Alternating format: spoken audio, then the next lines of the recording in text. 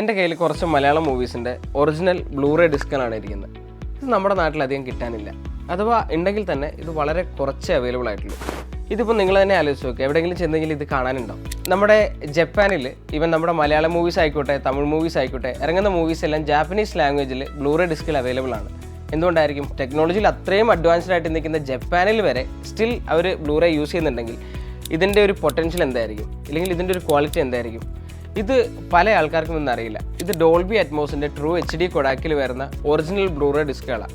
നമ്മൾ തന്നെ പലപ്പോഴും ചിന്തിച്ചിട്ടില്ലേ, നമ്മൾ തിയേറ്ററിൽ കിട്ടുന്ന ആ ഒരു എക്സ്പീരിയൻസ് എന്തുകൊണ്ട് എനിക്ക് വീട്ടിൽ കിട്ടുന്നില്ല? ഇപ്പോൾ ഒരു ഹോം തിയേറ്ററുള്ള ആളാണെങ്കിൽ തന്നെ നമ്മൾ OTT പ്ലാറ്റ്ഫോംസ് യൂസ് ചെയ്തിട്ടായിരിക്കും മോസ്റ്റ് ആൾക്കാരും മൂവീസ് വാച്ച് ചെയ്യുന്നത്. പക്ഷേ അതിൽ നമുക്കൊരു പ്രോപ്പർ എക്സ്പീരിയൻസ്, ഒരു കറക്റ്റ് എക്സ്പീരിയൻസ് ആ ഒരു ക്വാളിറ്റിയിൽ നമുക്ക് കിട്ടുന്നില്ല. കാരണം കണ്ടൻറ്റിൻ്റെ ക്വാളിറ്റി തന്നെയാണ്. ഇപ്പോൾ ട്രൂ HD കൊഡാക്കിൽ വരുന്നതായതുകൊണ്ട് ഡോൾബി അറ്റ്മോസിൻ്റെ ഫുൾ പൊട്ടൻഷ്യലിൽ നമുക്ക് ബ്ലൂറേ ഡിസ്കുകൾ ഉണ്ടെങ്കിൽ സാധിക്കും. ഇതിപ്പോൾ ഇവിടെ അന്യം നിന്ന് പോയിക്കൊണ്ടിരിക്കുകയാണ്. നമ്മളിത് ഒരുപാട് ആൾക്കാരുമായിട്ട് നമ്മൾ സംസാരിച്ചുകൊണ്ടിരിക്കുകയാണ് ഇത് തിരിച്ചു കൊണ്ടുവരാൻ വേണ്ടി. ഇതിനെപ്പറ്റി കൂടുതൽ അറിയാൻ നിങ്ങൾക്ക് ആഗ്രഹമുണ്ടെങ്കിൽ നമ്മുടെ വെബ്സൈറ്റ് shdigitalmedia.com ജസ്റ്റ് ചെക്ക് ചെയ്യുക.